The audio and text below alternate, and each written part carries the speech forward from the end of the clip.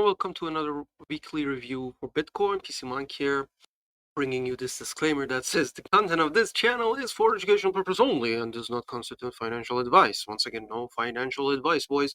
Now let's jump into this and let's see what Bitcoin's doing over the week. So last week, something important happened. I forgot to mention it essentially because, well, it was a long time. I didn't even check this.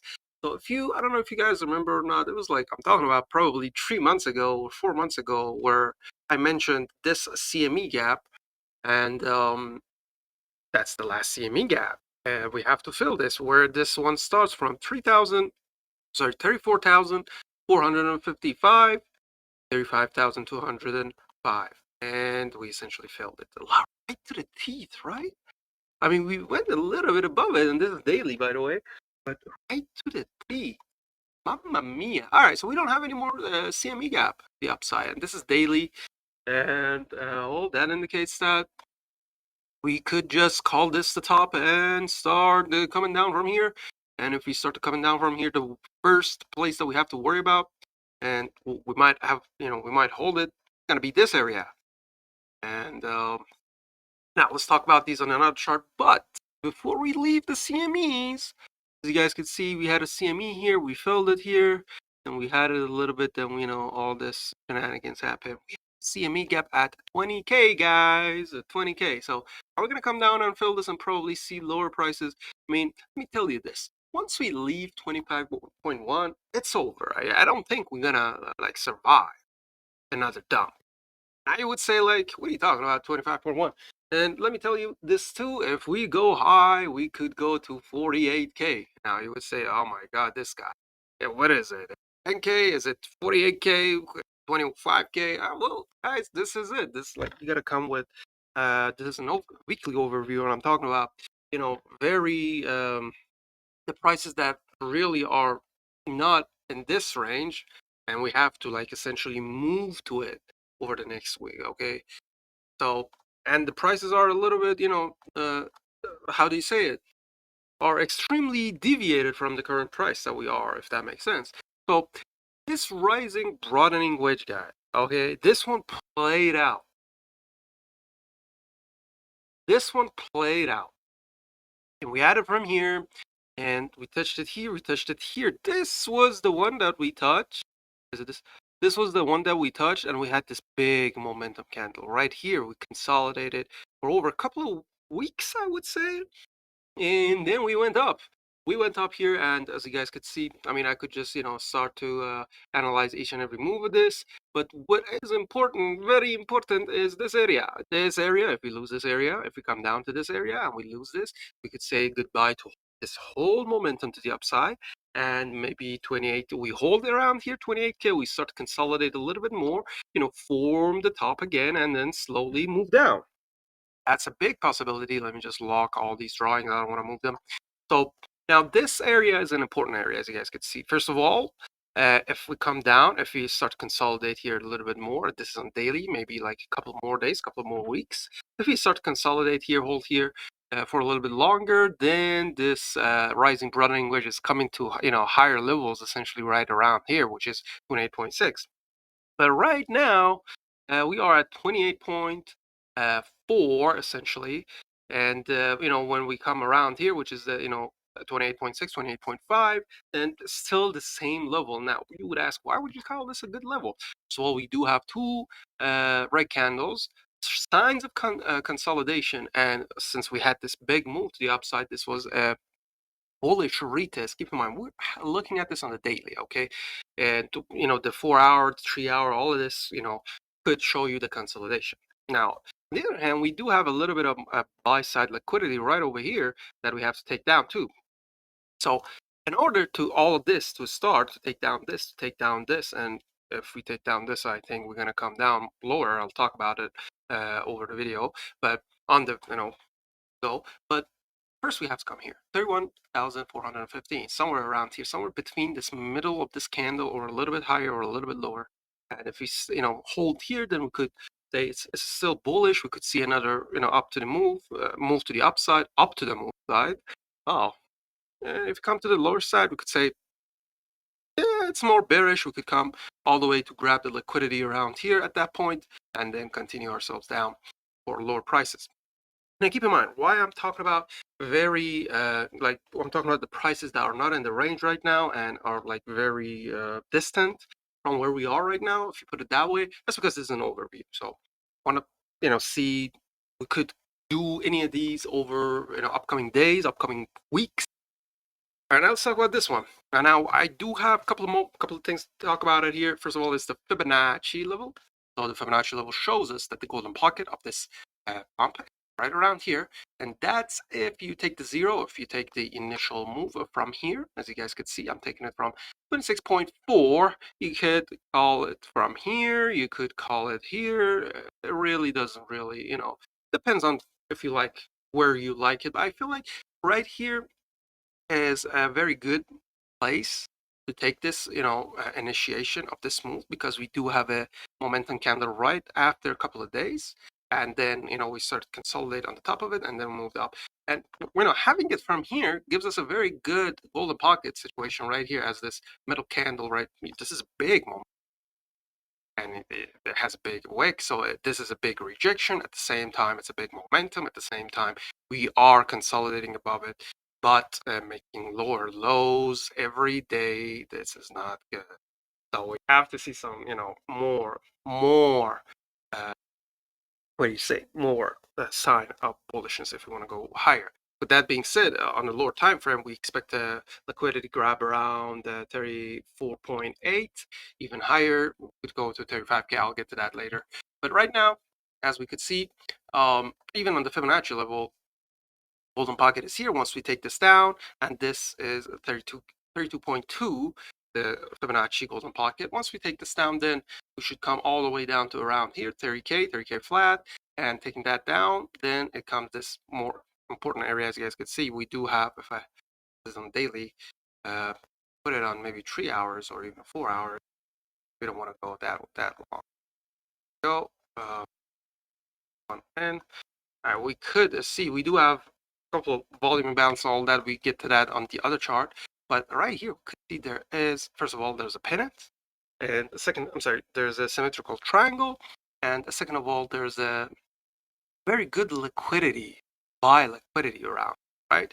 28 point, I would say 28.5, 28.4, to all the way to this dotted yellow line, just 28K flat, 28 somewhere, right? So if we lose this area, then we could say, oh, we're in trouble, all right? But the truth is, guys, if we don't lose 25.1 right here, then we could just, come all the way back up or even higher. This has to be gone. 25.1 has to be taken out with a move like this. I want to move like this to the downside. Like, did you see this? This was a good move.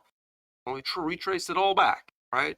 I want another one that literally goes into this and clean this liquidity, goes into 23K, 24K, even 22K. Somewhere between. And obviously move out to that CME gap. That's very important. All right. So talked about the CME gap. We talked about our rising broadening wedge and that 48K possibility, right? Because of the rising broadening. Because right here, after we touch this area, we came out here, and then we hold it. We touch this frame again. We made 2 new highs. Then we, started consolidating, made a new high, but didn't touch this area. But right now, we hold it in this area and we're going high. So the rising broadening wedge ends around 49, 48K. And you could see that the 48K or 49K right here, there's this momentum candle, and we are essentially testing the top of it. That being said, when we test the top of this could potentially be another good rejection. We've seen this before. Now, for the weekly, if I want to talk about it, and let me just show you guys the weekly here. You could see that I say that the pink line should represent a heavy bearish rejection. Where did this pink line end? It's right in the middle of this area. Big momentum candle, right? And when I say big momentum candle, keep in mind this is on a weekly. So when we see a weekly like this is huge. Like, this is huge, right? And we could see first time we came here. Wasn't the first time. The first time was probably here, right? And then we get denied all the way back out. Then we tried it back up, and you see how it struggled to go up. And once we touched the top of it, this is happened. This was, the result of it. And then even here, we touched the middle to the low of it, and then we consolidated a little bit more, and then we wicked it up. So these candles, they on over the weekly, they're important. Right now, we stopped right in the middle of this, a little bit lower. Right, so this is the first try we did over this candle. And this candle is a very important candle. Once we take this out, I think we could just all the way wick up to around 45, 48K, somewhere around there. Obviously, like I said, these are all projections. They're not set in stone at all. Okay, so once that's said, we could even see that the midline of this candle, which we could retrace it back up over the next week, is essentially a very important line or a very important range. We see a lot of rejection happening here, so there's a good chance that this rejection becomes the support for the next week, and then we play around there, wider the range of the constellation a little bit if we want to hold this area. We really don't know. With all the war and everything is going on, we do know that. Take a look at SPX. I mean, I don't want to go into SPX because Bitcoin overview, but if you take a look at SPX over the week, we could see it's only dropping, and the reason is simple: second war, and like if the U.S. needs to, financially support Israel for the second war, send armies and all those things, the economy is weakened. So it's going to get weaker. So, but Bitcoin, at the other hand, it's not doing that, right? Huge upside move. Where? That's very important to the CME gap. But we could see that this is the, top. And with that being said, continue to talk about it or this one. So over this one, if I want to wrap this chart up, we do expect to bounce from this area. And we do expect to bounce maybe from this blue line, which is around 30K. And, around here, I mean, it's just a bunch of guesses, but when we get around 28.4, 28.2, this is where we have to see what's happening. I think when we start to consolidate around here and crawl down until here and then suddenly drop it again. So, and that being said, let's just jump into the other chart, this chart. So on this chart, again, 4 hours here, we had this liquidity grab right here. This is a sell side liquidity grab, as you guys could see, and we essentially went into it not all the way in, but to some sort, and we are holding it, so we could see another surge to the upside, or this could fail, and then we could come down and fill this area first before we go for a higher move. And more on that. Remains right now is either we take this liquidity up here, and when we take this liquidity, which is around 34,800, 34,700, high 34,700, and then we have a chance of coming and making a double top with this one, around 35,200, right? So, and essentially there is a big liquidity around here. We expect this to be like the last one, we crawl inside of it, and do a couple of volatile moves, and then we crawl above this, and then once we hit here and then we go higher. Just exactly what happened, essentially around, I would say around, was it around here? I don't remember where I had that sell side liquidity. I think this was the big sell side liquidity. Let's remove that, and then we crawled it up until here, and then again we crawled up, then finally we bounced back up. I could get the picture, but really that's not the point here. So yeah, we could do that around here just like before, or we could essentially make a double top right here and get denied, come down here, maybe hold the golden pocket. Well, there are two volume imbalances, which one of them is this, as you guys could see. We tried to fill this a couple of times, it failed. And once we take this, then there's this area that I really think is important. And we have to take a good look at where we stop at the first time. And the first time, if the first time is above then we could say that could be a sign that we are gonna go to the upside. Now, where are we gonna go to the upside? I don't really know, guys. I'm just telling you guys. If we stop at the upper rectangle, we could go to the upside. It could be a small move to the upside. It could be another liquidity grab to 34 somewhere. I don't know when we come around here. But if you hit the bottom, I would say even if we go up, it's going to be a very minimal move, and then we could come down and grab this liquidity, buy side liquidity. Once we take this, and I would see. I'm not sure if we're going to hold here or not, or if we're going to bounce here or not, but I'm pretty sure something's going to happen here around 28.4, somewhere around there. And with that being said, we'll have to see what happened over the next week. But mine is once again just an overview, so I could be completely wrong about everything. But right now, the candlesticks do look like this, and and if you want to take a look at the lower time frame, we would say 1 hour. 1 hour does look like it wants to, go a little bit higher, maybe inside, maybe here, maybe just perform a liquidity grab around this area, which is 34.8. Take a look at these. I gotta refresh them. Give me a second. Okie dokie, let's take a look at the liquidity. The first thing I want to take a look at is this, as we are very close to it. Unfortunately, I think by the time I upload this one will be taken 34,596. They're very close to this. And this weekly, by the way, on the whole, on a couple of exchanges, not only Binance, and this is Binance. So see a lot in here, 459, right? Essentially. The highest one is that cluster that I showed you guys. Now this is 1 week. We could see a little bit of spread around here, but I think this is a bitter spread. So, and essentially here we could see a lot of spread. So the reason why I don't think after we lose 30K, we're not gonna hold like, this 29K and things like that, is because we really don't see anything around here, right? And same with here. If we lose that 30K, to the bottom around here, 29K, this is nothing. And we do have a gap here till 28.6, 28.4.